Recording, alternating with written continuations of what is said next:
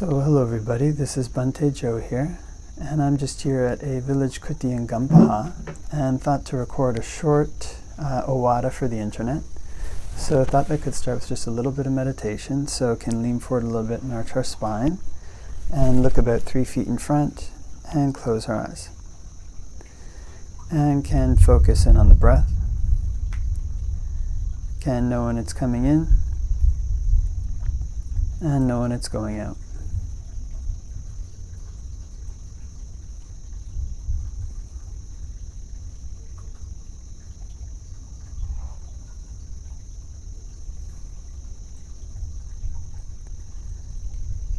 And can focus on the breath at the tip of the nose.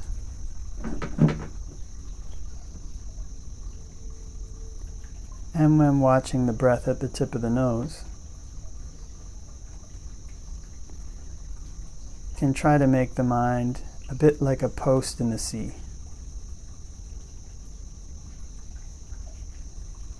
And the water comes up over the post, onto the beach, and then back down into the sea. But the post remains where it is.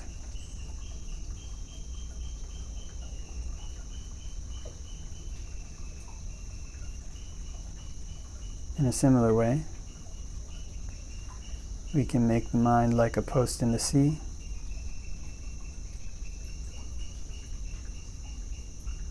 watching the breath as it comes in,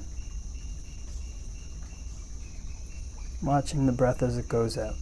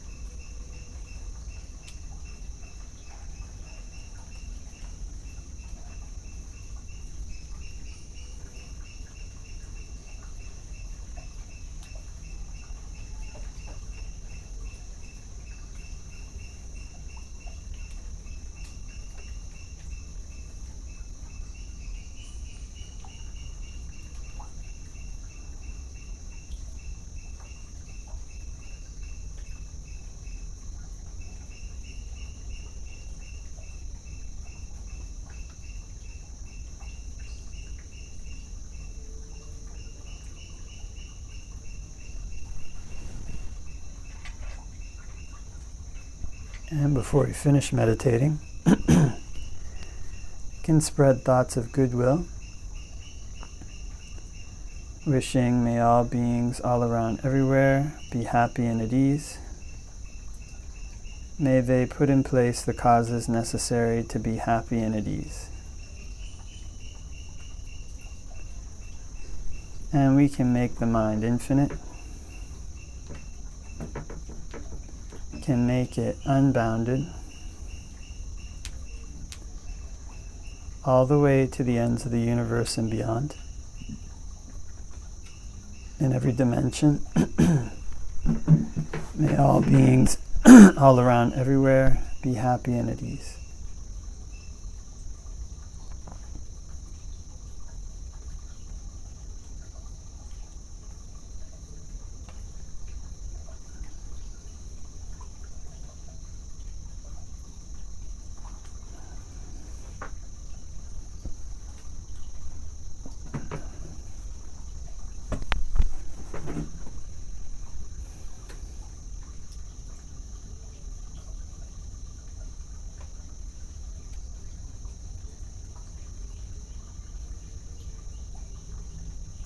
And can open our eyes and do a short Ovāda for the internet. Namo tassa bhagavato arahato samma sambuddhassa. Namo tassa bhagavato arahato samma sambuddhassa. Namo tassa bhagavato arahato samma sambuddhassa. Buddhaṃ saranang gacchāmi, Dhammāṃ saranang gacchāmi, Sanghaṃ saranang gacchāmi.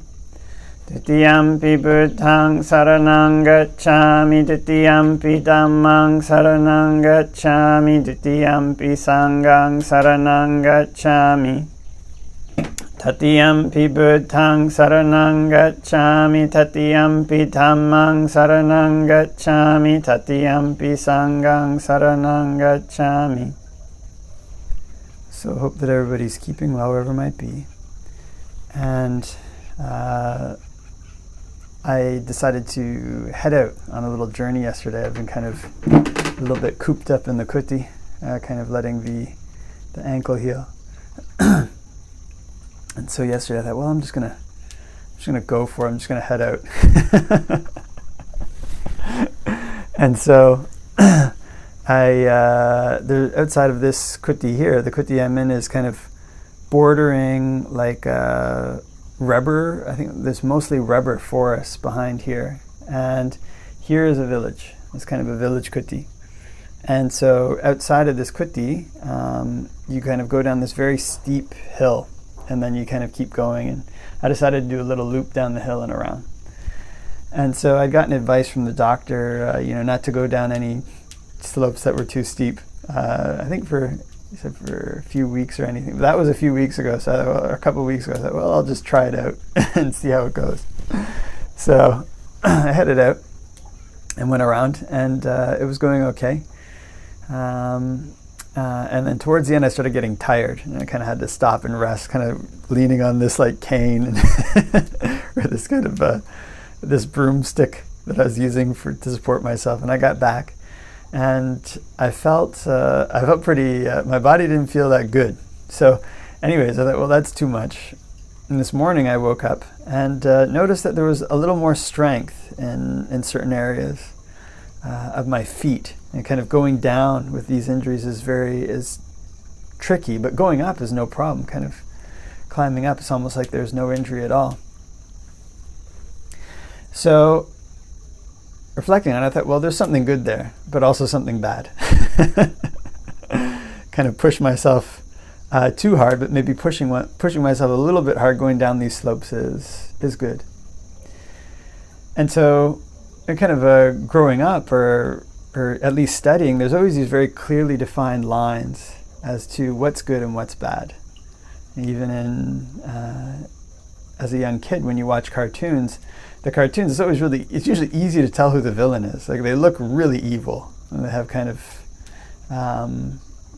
like these masks on, and they're kind of very evil looking. It's not usually too hard to differentiate between who the good guys are and who the villains are. But in real life, not just among people, but among the states in our mind, among the things that we do to train our mind, the good and the bad sometimes come really mixed together. It's kind of not always so easy to separate them. So one of the things that the teachers usually recommend, or that's recommended as the highest quality, is this quality of discernment, this quality that is able to separate things out. So there's been a kind of number of different times in my monastic life, or in life in general, you kind of meet people, and the people are not 100% good, not 100% bad. Actually, most people are like this, right? You don't meet arahants, either arahants or like people who are like Devadatta. You meet people who are in between.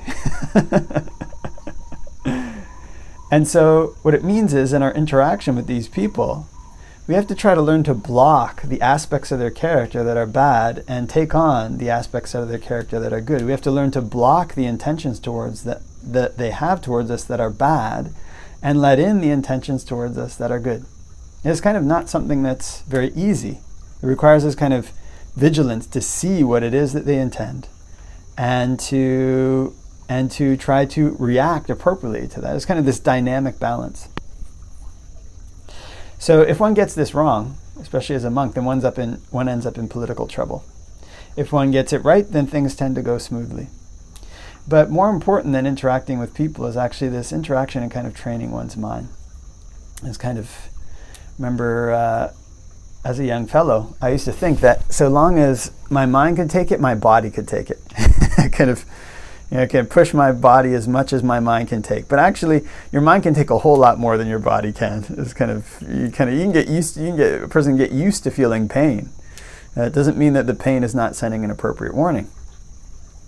So, even in training the mind, one has to use one's body. One doesn't have. I was chatting with some people about this yesterday, before Dana a little bit. It's kind of everything in the human world basically depends on one's body. If one doesn't have a body, one can't live as a human. It's kind of it's the prerequisite for being in the human world.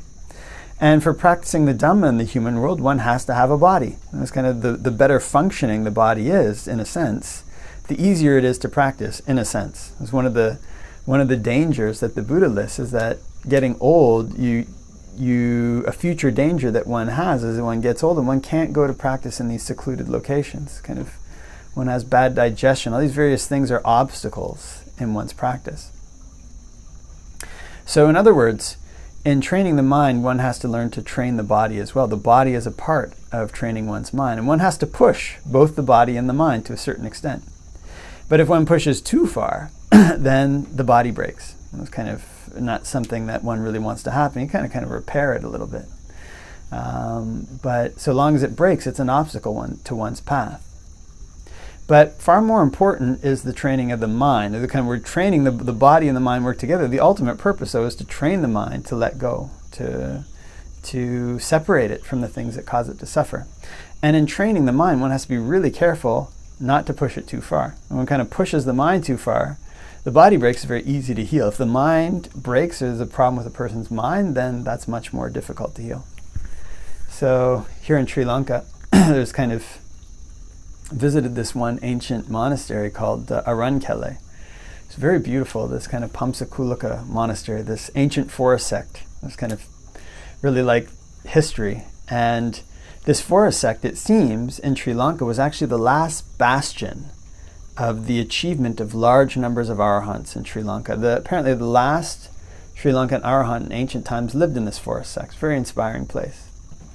And so I went there and I was wandering around and then heard this rumor, there was a Western monk who used to live here 30, 40 years ago, these villagers were saying, in the time of my childhood. And I'd heard about this Western monk. So I went up to explore it and went up and visited this old cave where he used to live. And it's a story that many people know. Apparently this Western monk had the villagers bringing these dead bodies up to his kuti and leaving them on this platform where he'd you go to the kuti, it's right outside the kuti. And if anybody's ever been around a dead body, they really smell. It's really rough being around them. So he was doing this practice where he'd have these villagers bring the bodies up, bring the bodies up, bring the bodies up. And then he left that kuti and went to another one, an even higher mountain nearby. And eventually, it didn't work out for him. He actually lost his mind. So if this kind of thing happens, then it's very difficult to repair. A person really damages their mind. But at the same time, one has to push it a little bit. So being this kind of young man, having this idea that so long as one's body can take it, the mind can take it. It's kind of a little bit of a wrong view. When you're a young man, your body can take a lot. Kind of push it to the absolute limits. And actually with that view, you can end up getting injured, physical injuries. It's not the right view. So after collecting a couple injuries, developed this view, wait a minute, it's better to just try something out a little bit and then wait and see what the results are. Get this impatience. I want to get this now. I want this finished now. You got to push yourself and get these injuries. So in training one's mind, when one experiments to push it a little bit, even in training one's body, one experiments to push it a little bit, one can push it a little bit and then step back for a bit. One wants to have a safe place to retreat to, and then step back and watch and see what happens. Watch and see, is there something beneficial happen? Does it feel like the mind was strengthened? Is there something unbeneficial that happened? Does it feel like the mind was weakened? And the tricky thing about this is that sometimes these things come mixed together. They're kind of going out and deciding to adventure out after being kind of cooped in the kuti, and then, oh, something didn't feel right there, but actually something also felt right. What was it that caused this feeling of feeling right? What was it that caused this feeling of feeling not right? So when we do this, it requires this faculty of discernment. This faculty of discernment is what evaluates cause and effect and what separates things out. They say discernment is very close to hatred because it uses this faculty of disliking to see what's good and see what's bad, to separate them out.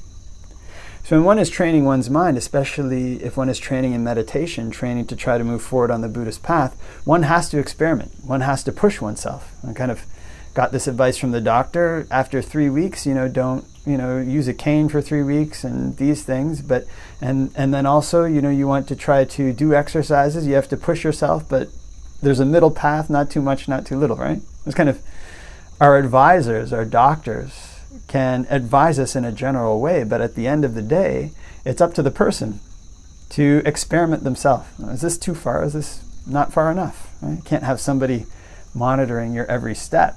And in meditation, you wouldn't want somebody doing that. The people who teach us don't want to do that because it wouldn't help us to develop our own discernment. So the safe place here is usually one wants to have a set of routines that are good and wholesome that one has established oneself in for meditation, and kind of a set of routines that one has built up over time, and one knows the ins and outs of this. Then when one ventures out, say trying a new meditation topic, trying a new practice, trying to push oneself a little further, one wants to try it out, but just try it out a little at first and see where was the benefits, where were the detriments, what can I do to adjust the way that I meditate to make it more beneficial and to eliminate the bad parts. What can I do to adjust the way that I'm directing my mind when this defilement comes up? These defilements come up that throw people off and cause injuries. What can I do to direct my mind in such a way that I counter this defilement? Then one has to step back and evaluate that. And kind of what was good, what was bad. And a lot of times they're going to come as a package, a mixture of good and bad. So the Buddha called this the supreme faculty, this faculty of discernment. Moving forward on the Buddhist path is sometimes has overlaps. Sometimes has one can draw an analogy with the body, trying to heal the body, and kind of trying to train the body, and kind of can push it, but not too far, and can push it and have to observe. When's the right time to rest it? And what did I do that was good and bad? This is the most important thing. In this way, one develops a skill. One develops a skill in learning to separate the good from the bad and isolate the good, isolate the bad, and see what the causes and effects are, so that one can make the good arise more frequently, so that one can train the mind better. And when one does this, one gets a healthy mind. One can use that to move forward on the path. So, pretty sure that I probably won't go down that really, really steep hill, maybe for a little while, but maybe I'll try. It seemed like something actually was good going down these more gentle slopes. It was painful. It didn't feel that good, but a little bit of pushing is probably good, going up and down the gentle slopes. In this way, hopefully one can train to get the ankles back in shape. And in approaching one's meditation properly, one can train to get the mind in shape, train to get the mind in a good position to move forward in developing wholesome qualities, to move forward in discernment, this discernment that separates, because this is what it is that allows one to separate the defilements from one's mind, that allows one to gain very good results on the path and move towards nibbana. Okay, so leave that for reflection, and wishing everybody all the blessings of Dhamma practice.